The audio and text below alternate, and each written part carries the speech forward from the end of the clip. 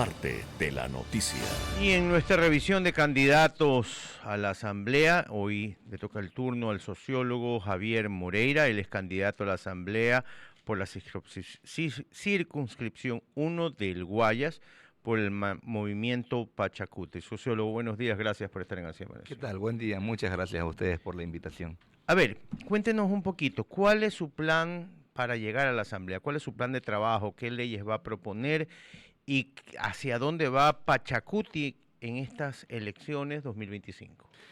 Bien, el movimiento tiene una propuesta de 7 ejes realmente, donde ubica por prioridad justamente lo económico, todo lo que es seguridad, pero dentro de esos 7 ejes nosotros como provincia estamos creyendo que es necesario impulsar soluciones a problemáticas que están en torno a la provincia, y nosotros lo hemos identificado que más importante, no es lo único, pero más importante que realizar más leyes, tomando en cuenta que hay más de 60.000 cuerpos legales, es la fiscalización de aquello que no está funcionando, pero que ya está en la ley. Es decir, hay una ley de transporte en donde la persona con discapacidad tiene que tener un vehículo de transporte público en donde pueda subir a los vehículos sin ningún problema, y eso no está funcionando. Entonces yo creo que es necesario enfocarnos en lo que no está funcionando y empezar por ahí, porque la gente no entiende mucho de 60.000 cuerpos legales.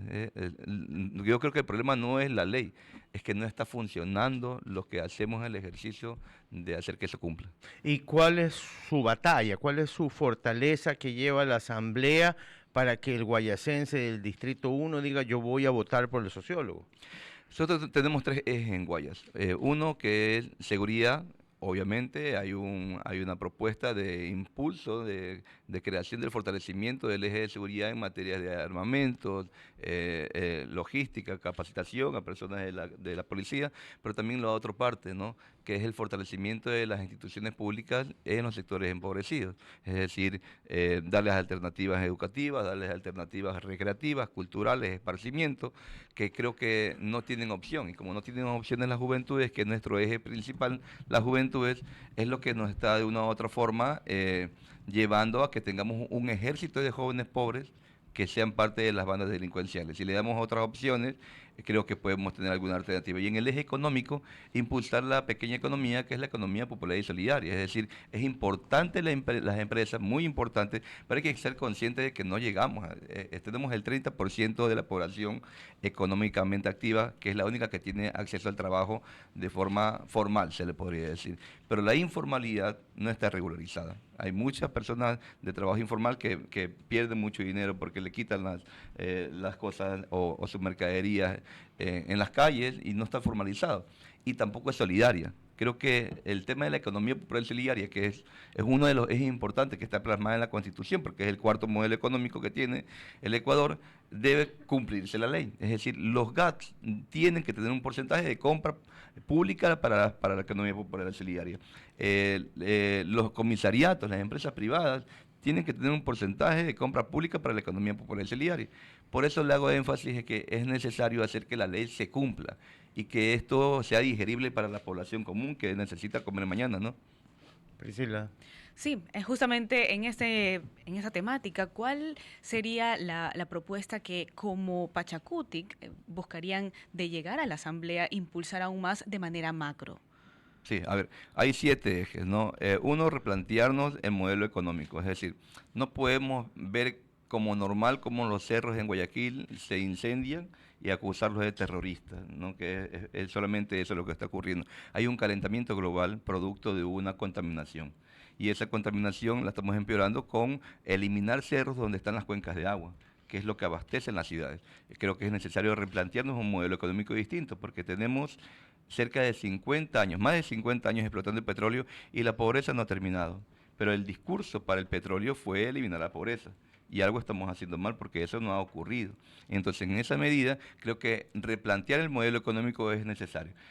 Esto es sistémico, ¿no? Es multisistémico. Y si no entramos en una colaboración, empresa privada, público, organizaciones sociales, ¿sí?, y la comunidad en general, yo creo que vamos a seguir aislados con cositas pequeñitas, pero que no estamos remontando a otro nivel. Ecuador tiene todo Ecuador. y no lo estamos haciendo porque cada cual está por su lado. Creo que es necesario dejar de erosionar los territorios, de erosionar el sistema político. O eres anti o eres a favor. Y todos nos colocan en un extremo, como que toda la gente le interesa esos extremos. Creo que los extremos les interesa a los que terminan ganando con los extremos. Necesitamos reconciliarnos y proponer un modelo económico distinto. Y hablando de extremos, muchísimas gracias, Javier, por estar con nosotros. ¿Cree usted que Leonidas Issa tiene cabida? ¿Usted adhiere a todas las propuestas de Leonidas Issa? Hay mucha expectativa frente a lo que va a suceder en el debate presidencial y a la candidatura de Issa, sobre todo por lo que todos conocemos que sucedió en octubre de 2019 y lo asociado que está a él, el tema de las protestas y todo este tema, ¿no? Entonces, ¿cuál es su postura con respecto a este tema y a la candidatura de Issa en general? O sea, el compañero Leonidas Issa es el único candidato que tiene la capacidad moral de decir: yo no soy corrupto, yo no he gobernado y venimos desde abajo, de un proceso organizativo asambleario. Mira, los sistemas de partido tienen caudillos o tienen personas que son de forma vertical, que son los que toman las decisiones. Tomar decisiones asamblearias es complejo. Si bien es cierto, hay toda una dinámica de poder ponerlo como rojo a Leonidas Issa. Creo que la política, más allá de ser rojo o blanco, es necesario empezarlo a reconciliar, y eso no lo vamos a poder hacer con las opciones que están encabezando en teoría las listas. Hay una polarización y la reconciliación no lo vamos a entender porque le interesa polarizar. Los candidatos constantemente polarizan, le dan al alcalde, le dan a este, le dan al otro. Se terminan peleando porque eso los mantiene en la palestra política, en el top político, y a ellos les beneficia. Leonidas Issa es un candidato decente, es una persona que ha trabajado toda su vida en el campo y que está preparado de una u otra forma para poder proponer un Ecuador distinto. Pero obviamente ahí nos toca a todo el mundo trabajar porque el sistema político de partido o los sistemas democráticos va a depender de la cantidad de dinero que tengas. Una campaña de Leonidas Issa que puede llegar a los 300.000 o a $500.000, comparado a una campaña del señor Noboa que llega a los 15 millones de dólares, una campaña del señor, los otros candidatos que llegan a 10 millones de dólares. Es decir, no tenemos capacidad para poder competir con eso, pero yo creo que sí es necesario poder trabajar justamente en un acumulado que nos permita resolverlo también después. Nosotros no creemos que los sistemas electorales dan la solución per se en este momento. Yo creo que debe ser parte de un proceso de transformación y de reconciliación que debe tener la clase política y también los territorios. Javier, y eso va a tomar tiempo, ¿no? Javier, ustedes hablan ahora de la política macro y en ese sentido las últimas encuestas no ponen tan abajo a Leonidas Issa y ustedes están creyendo en eso firmemente, en los resultados que están dando las encuestas, en la posición en el que está Leonidas. Sí, hay resultados también, hay encuestas internas que lo hacen los propios consultores políticos que trabajan en la campaña, y sí, efectivamente Leonidas Issa tiene un tercer puesto que está por debajo obviamente de lo que se parece con los otros dos candidatos, pero sí creemos importante que en justamente la forma de cómo vota Ecuador es bastante emocional, si se dan cuenta.